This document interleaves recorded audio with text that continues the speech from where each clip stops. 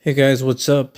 We are in the book of Ezra, and we're going to start at chapter 9. And I want to show you something very, very, very interesting to me. And like I've said before, the Bible is all repeating patterns.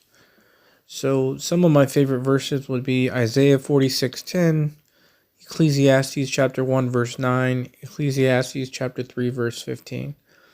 Those verses all talk about patterns repeating themselves. Another way that I like to look at the Bible is on earth as it is in heaven. So when we see the dragon drawing a third of the angels from heaven, they're falling away. And we know in the last days that there is an actual falling away of people from the faith. Now we're in Ezra chapter 9, and it says this. Now when these things were done, the princes came to me, saying, the people of Israel and the priests and the Levites have not separated themselves from the people of the lands, doing according to their abominations, even of the Canaanites, the Hittites, the Perizzites, the Jebusites, the Amorites, the Moabites, the Egyptians, and the Amorites. For they have taken of their daughters for themselves and for their sons, so that the holy seed have mingled themselves with the people of those lands. Yea, the hand of the princes and rulers hath been chief in this trespass. So notice that the children of Israel ended up doing exactly what the fallen angels did in Genesis chapter 6. You see, the angels were not supposed to mingle themselves with the seed of man, but they did. Now we have Israel, which was considered the holy seed, a physical seed, because they were the chosen to bring Jesus Christ through the seed of the woman, but they ended up mingling their seed with the serpent seed on earth now. So you see how that pattern repeated itself, but it was now an earthly pattern. What was done that started in the heavens with the fallen angels. I find that very, very interesting. And when you get to the end of this book, in the next chapter, it starts giving you the genealogies.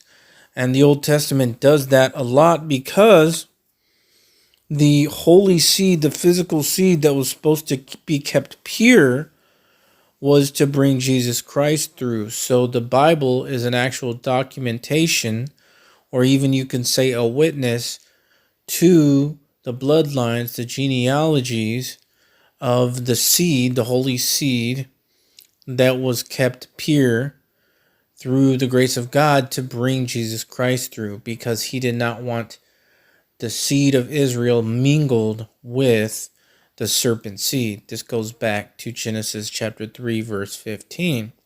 So that's why you have all the genealogies in the Old Testament. Then you get to the New Testament, and it's about the spiritual seed.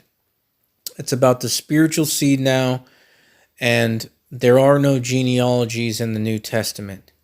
Even Paul says, paraphrasing, don't waste your time on endless genealogies. They only bring strife. It doesn't matter. We're all one by faith in Jesus Christ now, whether you're an Israelite or the people of the nations, the Gentiles, whatever. God is dealing with the spiritual seed now. However, there is still a remnant of that seed line that in the last days will be recognized. That is in Revelation chapter 7. 144,000 will be sealed in their forehead with the seal of God. So I find this very interesting how the patterns from the heaven repeat themselves with the patterns on the earth. So it's the Bible is much more to me when you see the patterns, when you notice the patterns, and when you notice how everything is connected. That's why one of the teachings that I was in years ago, I got out, and it was called dispensationalism, and they totally rob you of seeing the fullness of the Bible. They will never talk about things like this. I can't explain the entire doctrine of dispensationalism or mid-acts dispensationalism, but what it does is it puts blinders on you and you miss the bigger picture. All kinds of things. So, anyways, just wanted to share that with you guys.